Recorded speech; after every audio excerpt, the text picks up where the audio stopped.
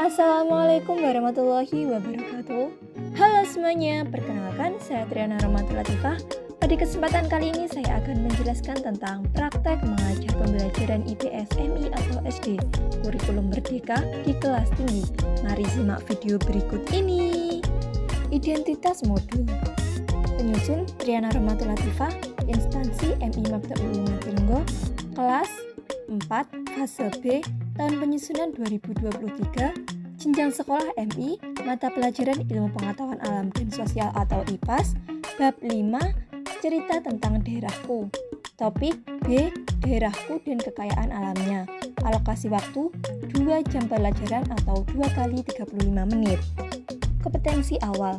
Yang pertama, peserta didik dapat mempelajari ragam bentang alam di daerah tempat tinggalnya. Yang kedua, peserta didik dapat mengenal kekayaan alam yang ada di daerah tempat tinggalnya.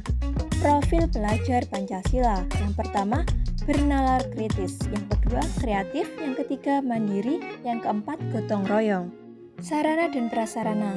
Yang pertama, ruang kelas. Yang kedua, alat pembelajaran, yaitu papan tulis, spidol, proyektor, laptop, kartu kekayaan alam. Yang ketiga, LKPD, buku guru dan siswa IPAS kelas 4. Target peserta didik. Yang pertama, peserta didik reguler atau tipikal, umum, tidak ada kesulitan dalam mencerna dan memahami materi ajar sejumlah 27 siswa. Yang kedua, peserta didik dengan capaian tinggi, mencerna dan memahami dengan cepat, mampu mencapai keterampilan berpikir tinggi atau HOTS. Model dan metode pembelajaran. Modelnya problem based learning, metode ceramah, diskusi, tanya jawab, dan penugasan.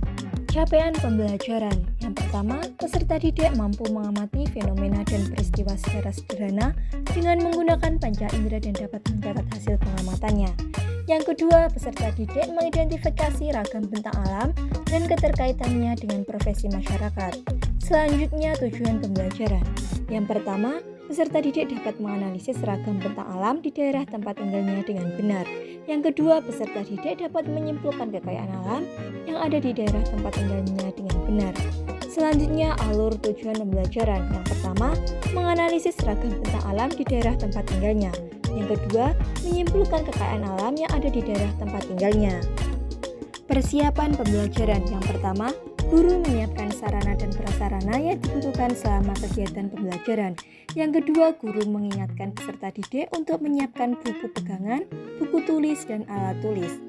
Selanjutnya, pertanyaan pematik. Sebutkan kekayaan alam yang ada di daerah tempat tinggalmu. Yang kedua, kekayaan alam apa yang terkandung dari bentang alam tersebut? Kegiatan pembelajaran, kegiatan pembuka atau awal selama 10 menit. Yang pertama, guru mengucapkan salam, bertanya kabar dan meminta salah satu siswa untuk memimpin doa. Yang kedua, guru melakukan presensi untuk mengecek kehadiran siswa. Yang ketiga, guru melakukan apresiasi.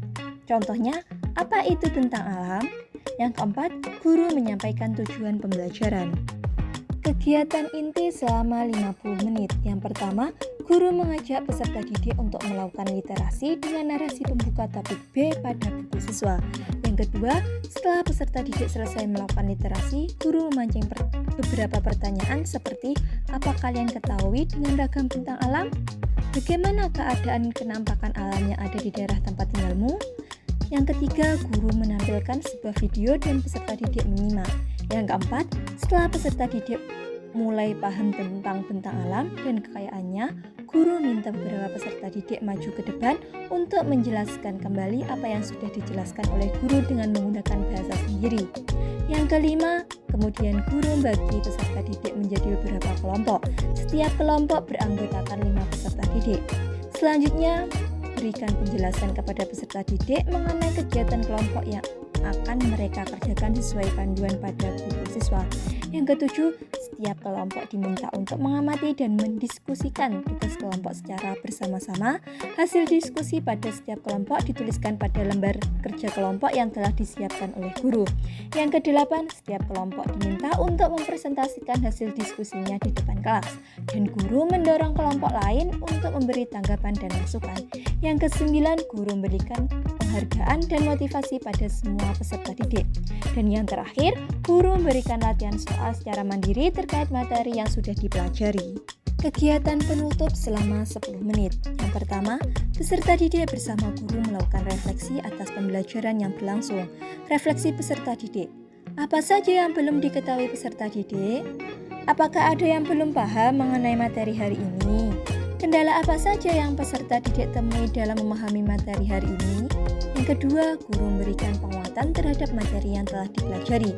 Dan yang terakhir, guru meminta salah satu siswa untuk memimpin doa dan diakhiri dengan salam. Asesmen atau penilaian. Yang pertama, penilaian pengetahuan yaitu tes tertulis. Yang kedua, penilaian sikap yaitu pengamatan sikap selama proses pembelajaran atau observasi. Yang ketiga, penilaian keterampilan yaitu presentasi hasil kelompok. Selanjutnya, kegiatan remedial dan pengayaan. Kegiatan remedial.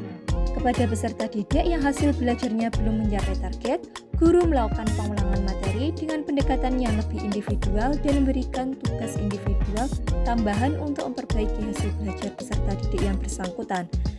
Kemudian kegiatan pengayaan kepada peserta didik yang daya tanggap atau daya kerjanya lebih dari peserta didik lain, guru memberikan kegiatan pengayaan yang lebih menantang dan memperkuat daya serapnya terhadap materi. Kesimpulan modul pembelajaran pada bab 5 tentang cerita daerahku. Topik B, daerahku dan kekayaan alamnya. Memiliki tujuan untuk menganalisis ragam bentang alam di daerah tempat tinggalnya dengan benar dan menyimpulkan kekayaan alam yang ada di daerah tempat tinggalnya dengan benar. Selain itu, pada kegiatan pembelajaran ini terdiri dari pendahuluan, kegiatan inti, dan penutup.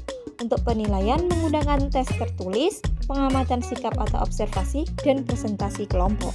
Sekian dan terima kasih. Kurang lebihnya mohon maaf. Wassalamualaikum warahmatullahi wabarakatuh. Selamat menonton. Bye-bye.